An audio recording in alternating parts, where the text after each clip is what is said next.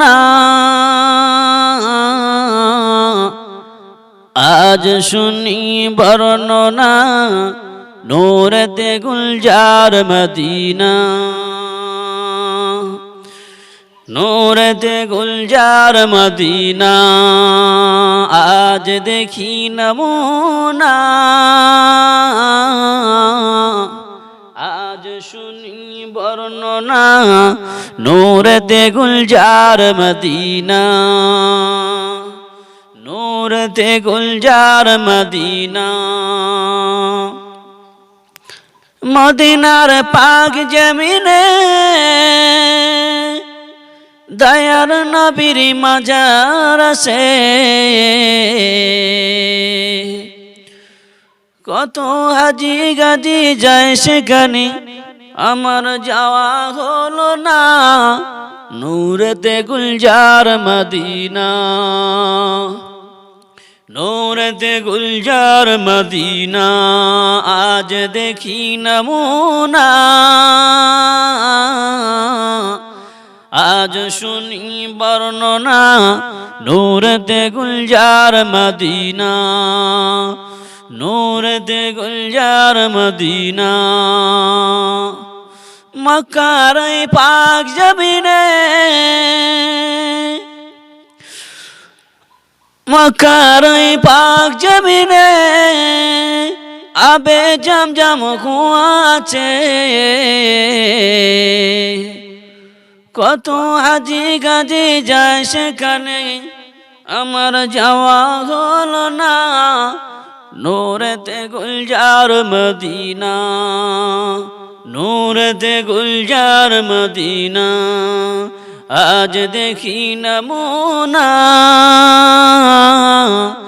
আজ শুনি বর্ণনা নূরেতে গুলজার মদিনা নূরেতে গুলজার মদিনা আজ দেখি নমুনা আজ শুনি বর্ণনা নূরেতে গুলজার মদিনা রহমাতুল্লাহ আলাইহি হুজুর আমার বাড়িতে খবর দিলেন আমার ছোট ছেলে অর্থাৎ ছোট হাজরা দুনিয়া থেকে বিদায় নিয়ে গভীর কবরে চলে গিয়েছে আমার ছোট ছেলে দুনিয়া থেকে বিদায় নিয়ে চলে গিয়েছে বাড়িতে যখন সংবাদ চলে গেল ওই সময়তে দেখতে পাওয়া যায় বাড়ির দাদি আম্মারা কান্নাকাটি শুরু করলেন ও আমার ভাইজানেরা হযরত মুস্তাফা মাদানী রহমাতুল্লাহ আলাইহি বাড়িতে বসে আছে যত সময় যায় মানুষের আনাগোনা বেড়ে যায় এমন তো সময় দেখতে পাওয়া গেল মুস্তাফা মাদানী রহমাতুল্লাহ আলাইহি হুজুর আমার ওই সময়তে বাড়িতে বসে আছে একটা বেধর্মী গায়ের কম অমুসলিম বুড়ি মুস্তাফা মাদানীর বাড়িতে হাজির হয়ে গেল মুস্তাফা মাদানীর বাড়িতে এসে গায়ের কম অমুসলিম মহিলাটি জিজ্ঞাসা করতে লাগলেন কি ব্যাপার আপনারা কাঁদছেন কেন কেন আপনি জানেন না মুস্তাফা মাদানীর ছোট ছেলে ছোট হযরত দুনিয়াতে বিদায় নিয়ে চলে গিয়েছে আপনারা কি বলছেন আমি ওটা বিশ্বাস করতে পারি না কারণ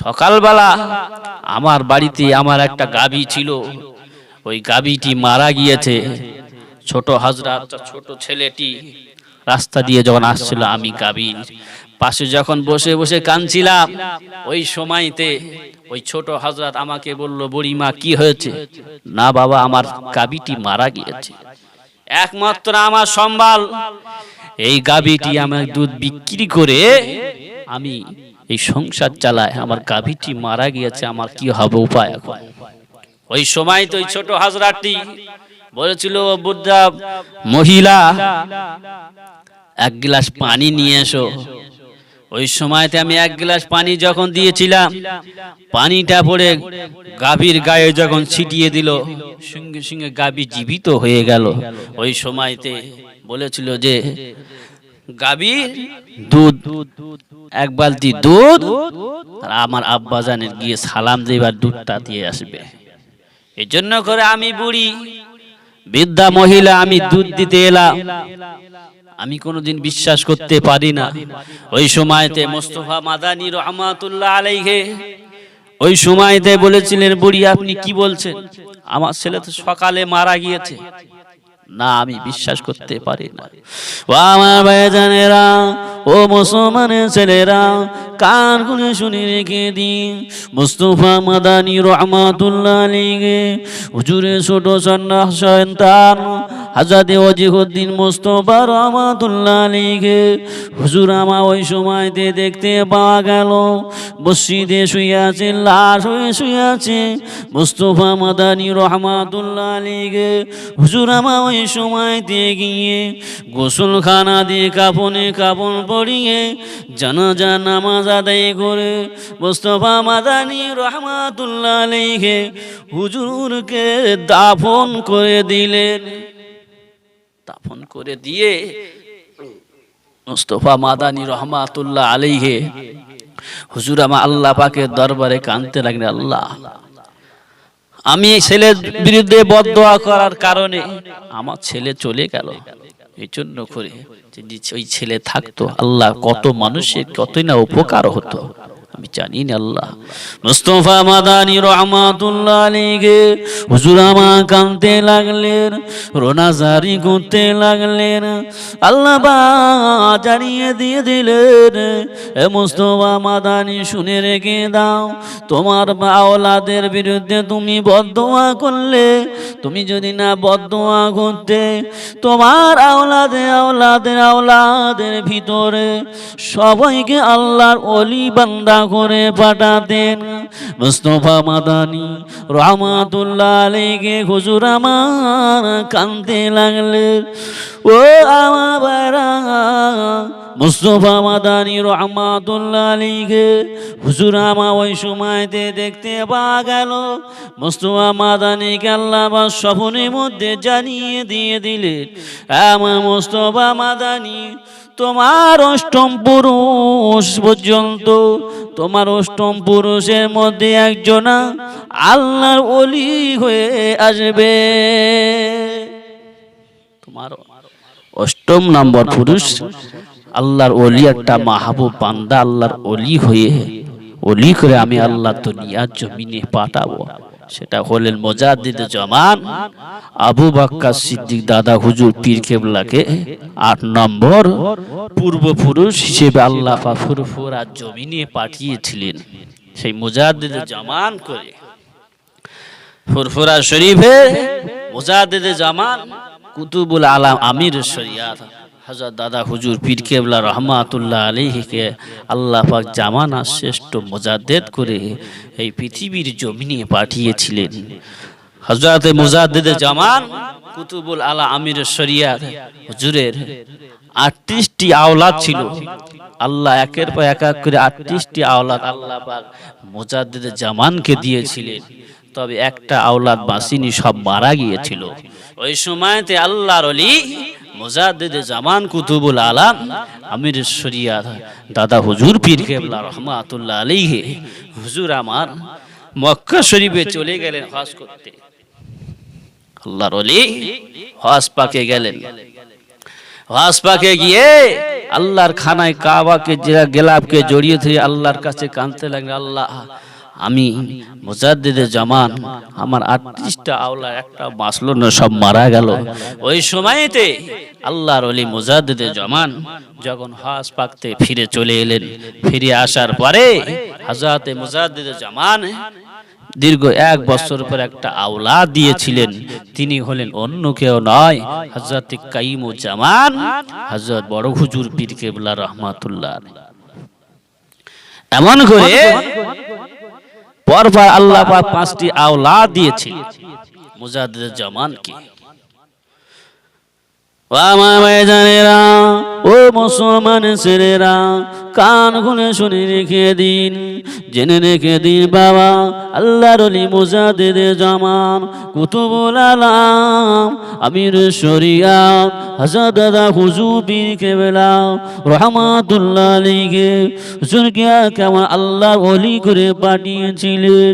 ও আমার ভাইরা, সোনামানিকেরা, নওজোয়ান তরুণেরা, কান খুলে শুনে রেখে দিন, আল্লাহর ওলি জলসা মাহফিলে রওনা দিয়ে দিলেন।